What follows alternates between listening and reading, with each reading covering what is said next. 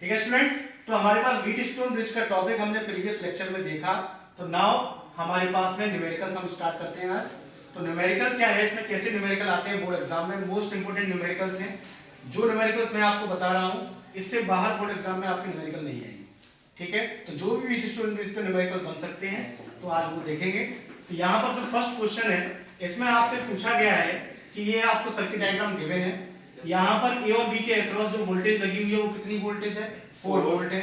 आपसे पूछा कि कैलकुलेट करंट बताइए कि यहाँ से ए से जाने वाली करंट मान लीजिए आई है और यहाँ आपसे निकलने वाली करंट भी कितनी होगी, आई होगी।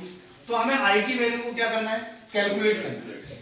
अब आई की वैल्यू को कैलकुलेट करना है तो यहाँ पर आप ये देखिए कि यहाँ पर कितने रेजिस्टेंसेस हैं, 4 है या 5, 5 रेजिस्टेंस है। तो जब 5 रेजिस्टेंस दिख रहे हैं तो ये पहले तो ये अपने दिमाग में आता है कि 5 रेजिस्टेंस का यूज कहाँ होता है। 5 रेजिस्टेंस का यूज होता है हमारे पास में व्हीटस्टोन ब्रिज में। तो अगर व्हीटस्टोन ब्रिज में 5 रेजिस्टेंस का यूज हो रहा है तो first of all check the ratio. अगर हम रेशियो चेक करें R1/R2 इक्वल टू R3/R4 के, तो R1/R2 बताइए रेशियो कितना होगा, R1/R2 इक्वल टू कितना है, 2/4, दैट इज 1/2। ठीक है, फिर हम यहां देखेंगे R3/R4, तो R3/R4 देखिए कितनी वैल्यू आई, 3/6, इट मींस 1/2।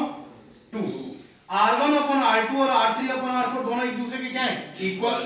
तो अगर ये दोनों एक दूसरे के इक्वल है तो इसका मतलब हमारे पास ब्रिज कैसा है, ये जो सर्किट है वो बैलेंस है, नहीं है, बैलेंस है।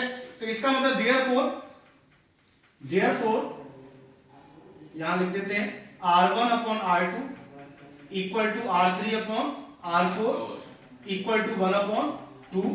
Therefore bridge is balanced, bridge is balanced.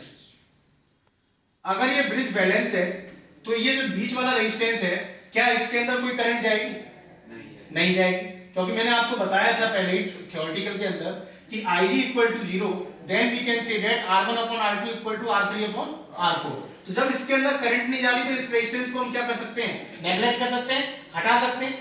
हमने इसको नेगलेक्ट कर दिया, जब हटा दिया तो इसके अंदर टोटल सर्किट हमारे पास क्या बचा, हमारे पास सर्किट में ये बचा, ये हो गया 2 ओम, ये हो गया 4 ओम, फिर नीचे क्या बचा, ये हो गया 3 ओम और ये हो गया आपके पास 6 ओम। ओके, और ये करंट आपको कैलकुलेट करनी थी।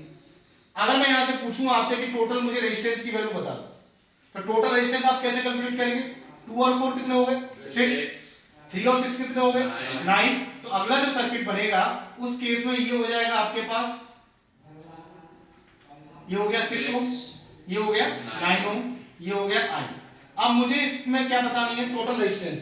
तो टोटल रेजिस्टेंस कितना होगा, R equivalent equal to, R equivalent कैसे निकलता है, दोनों सीरीज या पैरेलल, पैरेलल, दोनों कैसे निकले, पैरेलल निकले। तो 1/R equivalent equal to 1/R1 1/6 plus 1/R2 1/9। LCM क्या आएगा 6 और 9 का, 9। तो एलसीएम आपके पास 9 आएगा। तो यहां पर आपके पास एलसीएम कैसे 9 आएगा, 6 और 9।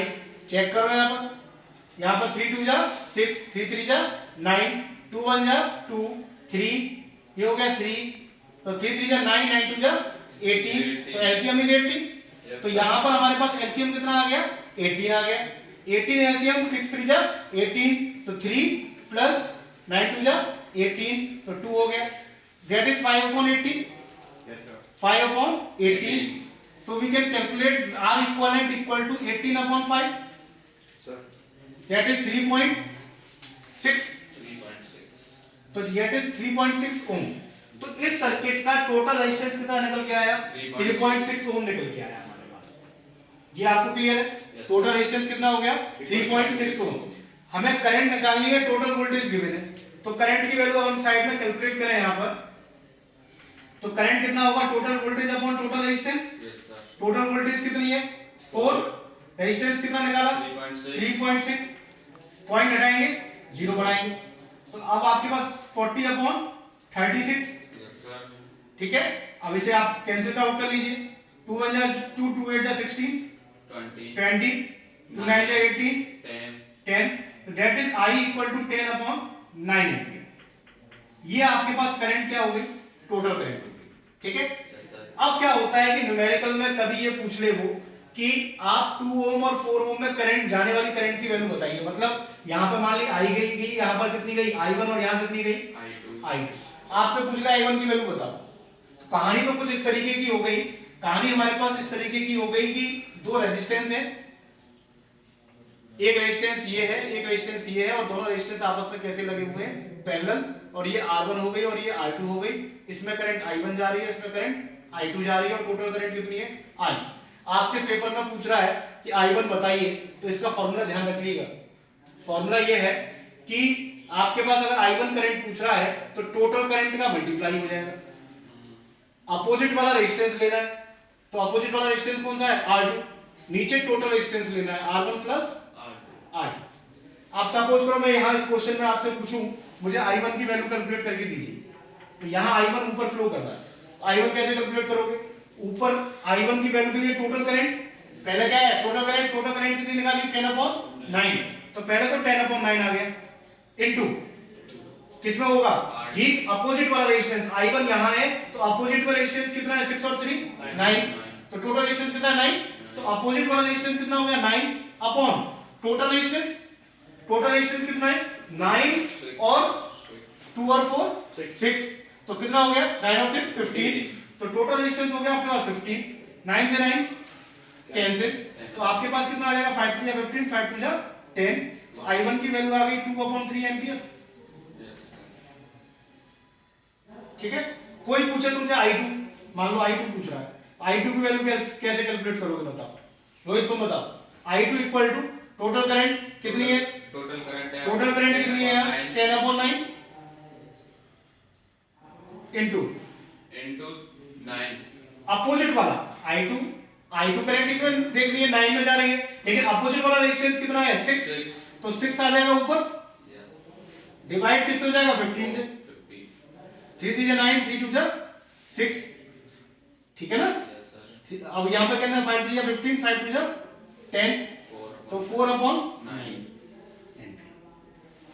तो पेपर में ये शॉर्टकट है जो आप अप्लाई कर सकते हैं कि जब भी दो रेजिस्टेंस आपस में पैरेलल हो और आपसे ब्रांच में करंट पूछ ले, तो क्या करना होता है कि टोटल करंट का मल्टीप्लाई ठीक अपोजिट वाले रेजिस्टेंस में अपॉन टोटल रेजिस्टेंस, हम ऐसे करेंगे इस सवाल को। ठीक है बेटा, इसे नोट डाउन कर लीजिए आप।